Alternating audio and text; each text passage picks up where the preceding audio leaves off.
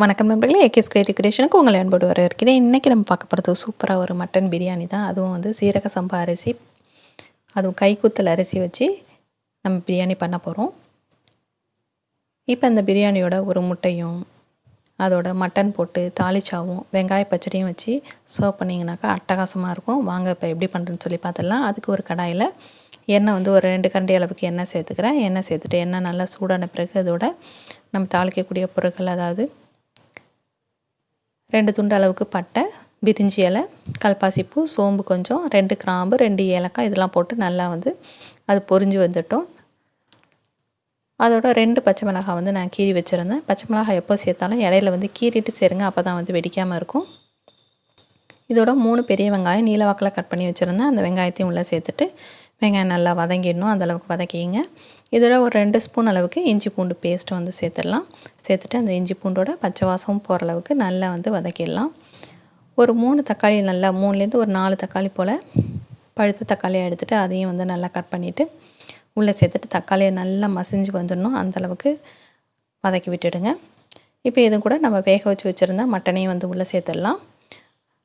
பொதுவாக வந்து பிரியாணி செய்யும்போது எப்போவுமே நீங்கள் மட்டன் 1/2 கிலோ சேர்த்திங்கனாக்கா அரிசியும் பார்த்திங்கன்னா அரைப்படி அளவுக்கு சேர்த்துக்கணும். இதோட பார்த்திங்கன்னா கொஞ்சமாக வந்து 1 ஸ்பூன் அளவுக்கு சீரகத்தூள், 1 ஸ்பூன் அளவுக்கு மிளகுத்தூள் சேர்த்துருக்கேன். இதோட காரத்துக்கு பார்த்திங்கன்னா 2 ஸ்பூன் அளவுக்கு மிளகாத்தூள் சேர்த்துக்கிறேன். நீங்கள் வந்து உங்கள் காரத்துக்கு ஏற்ற மாதிரி சேர்த்துங்க.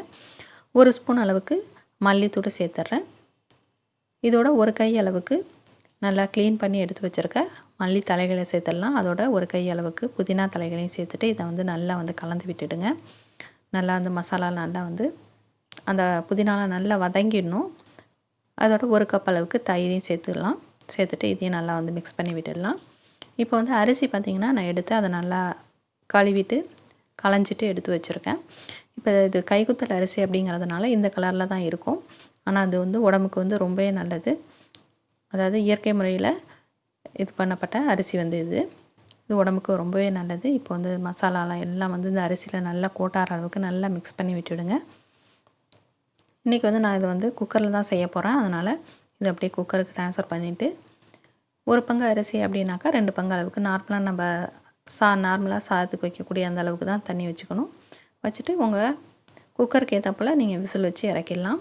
1 ஸ்பூன் அளவுக்கு சோம்பு தூள் சேர்த்துட்டு தேவையான அளவுக்கு உப்பு சேர்த்துறேன். உப்பு சேர்த்துட்டு குக்கரை வந்து நல்லா வந்து மூடி வச்சிடலாம். இப்போ குக்கர் வந்து நல்லா விசில் வந்த பிறகு, அதாவது சாதம் நல்லா வேகக்கூடிய அளவுக்கு உங்கள் குக்கரில் வந்து எத்தனை விசில் வைக்கணுமோ அதுக்கேற்ற மாதிரி நீங்கள் வந்து விசில் மட்டும் நீங்கள் கனெக்ட் பண்ணிக்கங்க. இப்போ நான் ஸ்டவ் ஆஃப் பண்ணிட்டேன். ப்ரெஷர் ரிலீஸ் ஆகிட்டு ஓப்பன் பண்ணி பார்த்துடலாம். சூப்பராக நமக்கு வந்து பிரியாணி வந்து ரெடி ஆகிடுச்சு. கண்டிப்பாக இந்த வீடியோ உங்களுக்கு பிடிச்சிருக்குன்னு நினைக்கிறேன். பிடிச்சிருந்தால் மறக்காமல் லைக் பண்ணுங்கள், உங்கள் ஃப்ரெண்ட்ஸ் அண்ட் ரிலேட்டிவ்க்கு ஷேர் பண்ணுங்கள், முக்கியமாக கமெண்ட் பண்ணுங்கள். வேறு ஒரு இன்ட்ரெஸ்டிங்கான வீடியோட உங்களை மீண்டும் சந்திக்கிறேன். வணக்கம்.